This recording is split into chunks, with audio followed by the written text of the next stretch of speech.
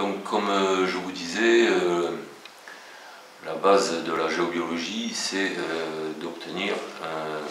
de rétablir un bon taux vibratoire énergétique, qui est une des conditions essentielles de la qualité de vie dans une habitation. Ce taux vibratoire énergétique se mesure en bovis, et il faut qu'il soit de 18 000 bovis, au moins. S'il est en dessous, c'est qu'il n'est pas bon, donc il va falloir chercher pourquoi et neutraliser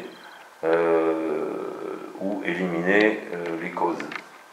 Donc on va regarder le taux vibratoire global de la maison.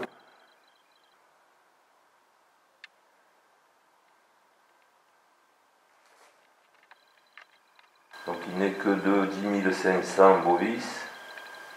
Ça signifie qu'il en manque pas mal. Et donc on va rechercher pourquoi.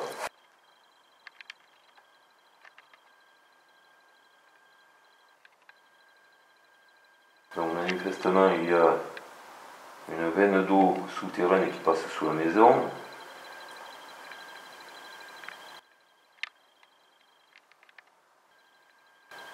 Et le réseau Curie est actif. Donc dans un premier temps, on va chercher la veine d'eau.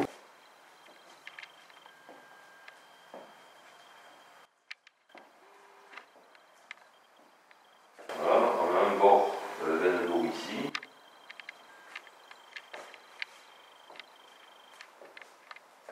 Et le deuxième bord ici. Donc on a une veine d'eau qui passe là, environ de cette largeur, sous la maison. On va vérifier s'il y a une faille géologique qui croise cette veine d'eau, parce que en géobiologie, ce qui est particulièrement nocif, ce sont les points sur lesquels se croisent plusieurs négativités potentielles. Alors il est évident que s'il y a une faille qui croise la veine d'eau, même à une profondeur différente, évidemment, on aura sur ce point de croisement, on aura un point qui sera particulièrement lourd pour le taux vibratoire.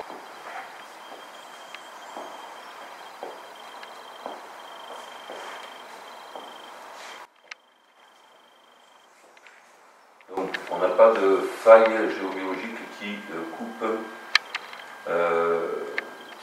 la veine d'eau. On va vérifier sur l'ensemble de la maison, évidemment, pour voir s'il n'y a pas une faille géologique ailleurs.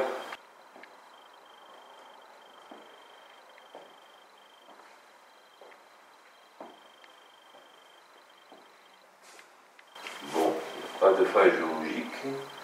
On va ensuite vérifier s'il y a si le réseau Hartmann et le réseau Curie sont actifs. Ce sont deux réseaux de lignes telluriques qui couvrent la surface du globe. Et dans certains lieux, ces réseaux sont actifs, dans d'autres ils ne le sont pas. On peut avoir les deux inactifs ou l'un des deux actifs. Donc on va toujours reprendre sur la veine d'eau.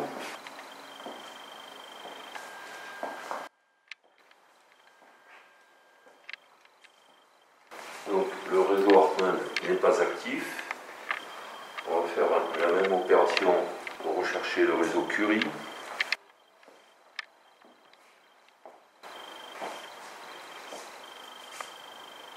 Voilà, ici on a un élément de Curie qui passe comme ça.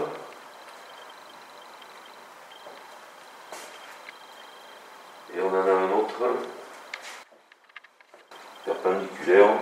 Donc on a un croisement de deux Curie ici, qui se situe sur la veine d'eau. Donc sur ce point-là, on a un point qui est particulièrement nocif pour le taux vibratoire énergétique. Donc il va falloir le neutraliser. Pour neutraliser ce type de point, on peut utiliser différents harmonisateurs, c'est ainsi qu'on appelle ces systèmes-là, qui sont des ondes de forme en 2 dimensions ou en 3 dimensions, généralement. Là c'est bien parce que il y a le meuble, donc on va pouvoir utiliser un tiroir en positionnant ce type d'harmonisateur qui est un yin-yang qui tourne à l'envers et qui va neutraliser les effets de la veine d'eau et le réseau Curie dans un rayon d'environ 25 mètres, donc qui va couvrir largement toute la maison.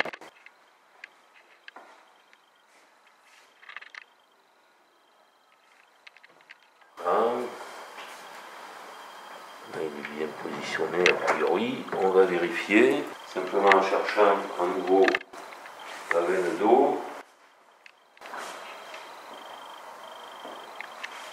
Voilà, on ne la trouve plus. Pourtant, il y est toujours, mais les effets nocifs de la veine d'eau sont neutralisés. Et on va rechercher les segments de Curie.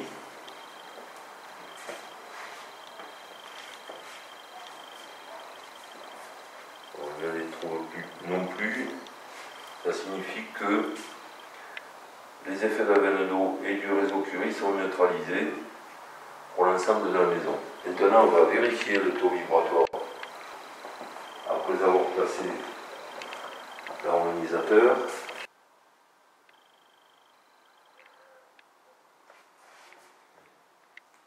Voilà. Le taux vibratoire maintenant de 15 000 bovis, donc on a gagné tout ça. Mais ça signifie qu'il y a encore une négativité en présence. Donc on va chercher laquelle. On a vu que la veine d'eau était neutralisée, le réseau Hartmann est inactif, le réseau Curie est neutralisé. Il n'y a pas de phase géologique. On va voir s'il y a une mémoire négative imprégnée au niveau du sol.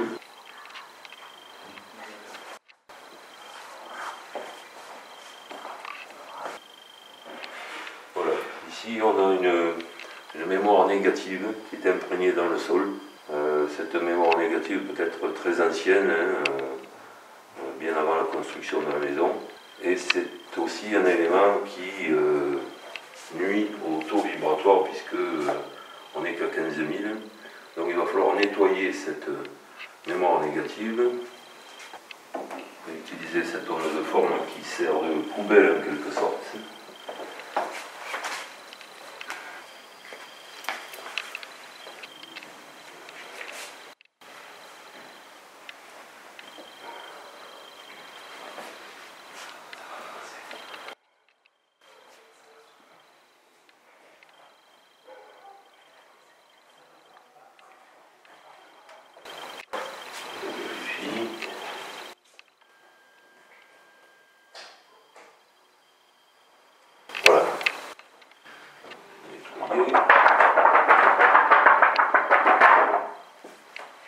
Donc, maintenant qu'on a neutralisé les effets de la veine d'eau et qu'on a neutralisé le Curie qui était dessus, et qu'on a éliminé cette mémoire négative au niveau du sol, on va vérifier à nouveau le taux vibratoire énergétique global de la maison.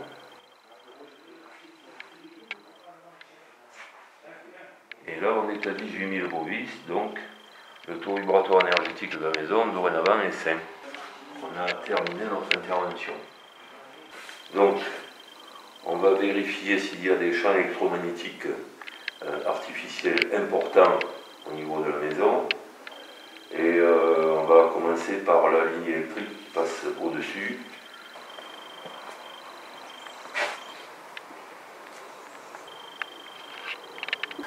Bon, il ne s'agit pas de haute tension, donc on n'a pas de champ électromagnétique très important. Pour l'extérieur, donc ça va à peu près. On va voir à l'intérieur. À l'intérieur, donc les objets qui émettent des champs électromagnétiques artificiels les plus forts sont les socles de téléphone sans fil, pour la plupart, les Wi-Fi, évidemment, les babyphones, qui sont redoutables en la matière.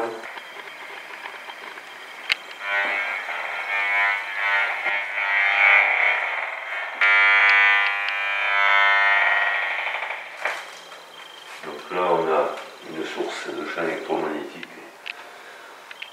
artificiel qu'il va falloir identifier très exactement et voir comment y remédier.